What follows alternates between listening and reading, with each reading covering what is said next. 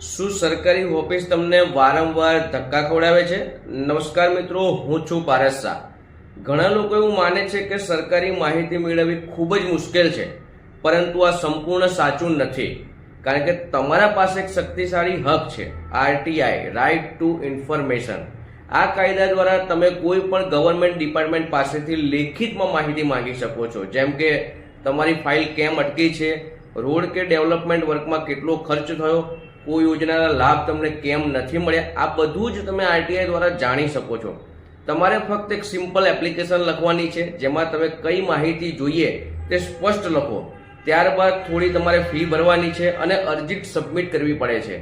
સૌથી મહત્વની વાત, સરકારને 30 દિવસની અંદર તમને જવાબ આપવો ફરજિયાત છે. જો તેઓ જવાબ નથી આપતા તો તમે અપીલ પણ કરી શકો છો. આ કાયદો સામાન્ય માણસને શક્તિ આપે છે, પારદર્શકતા અને જવાબદારી લાવવા માટે. તો મિત્રો, તમારા હકને જાણો, ડરશો નહીં અને આરટીઆઈ નો ઉપયોગ કરો.